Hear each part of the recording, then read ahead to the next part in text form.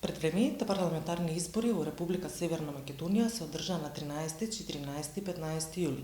На 13 јули гласаа лицата позитивни на COVID-19 во своите домови во самоизолација. На 14 јули гласаа болните, изнемоштените граѓаните во казнено-поправните домови. На 15 јули сите останати полнолетни граѓани. Општа оценка на изборниот процес според првичните резултати од обработените извештаи од мониторингот на Цивил е дека имавме еден деликатен, но би се рекло и успешен и безбеден изборен процес. Сепак, имавме моменти исполнети со тензии во повеќе места на земјата, како и со голем број помали или поголеми пропусти, па и нерегуларности. За време на броењето на гласовите во изборните комисии во Државната изборна комисија се случи напад врз сајтот на комисијата, кој што предизвика застој на работата и беше недостапен за јавноста. Дека продолжи броењето на гласовите рачно и со првичните, односно неофицијални конечни резултати излезе вечерта на 16 јули.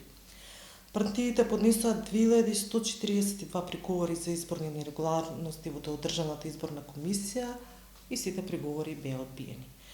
Дел од партиите најавија жалби до управниот суд, а потоа дека излезе и со конечните, со официјалните резултати за добиените кандидати. На денот на изборите на 15 јули Цивил одржа 5 пресконференции со наводи од извештаите на наблюдувачите. На 16 јули Цивил одржа панел дискусија на темата постизборни анализи и оценки, на кои се обратија Саша Ордановска, Јасна Бачовска и Висара Деми. По панелот Цивил одржа пресконференција со прелиминарни информации за денот на изборите. Мониторинг тимовите на Цивил од 20 јуни започна со наблюдување на изборната кампања во делот на политичкото финансирање, лажните вести, дезинформациите и говорат на омраза, како и активностите на политичките партии за време на изборниот молк. Овој изборен процес го придружуваше жестока црна кампања, која што за жал не го изостави и Цивил. Дел од нападите беа и се уште се насочени против поединци кои се дел од организацијата. Воедно забележени се и десетина случаи на директен притисок и сакани врз наблюдувачите на Цивил за да се откажат од својата позиција на изборни наблюдувачи.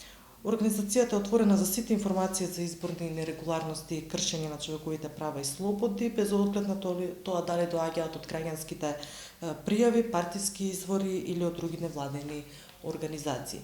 Сите информации можете да ги проследите на медиумската платформа на Цивил, civilmedia.mk, drate.mk, clb.mk, slobodniizbori.info, како и на англиски јазик civil.today.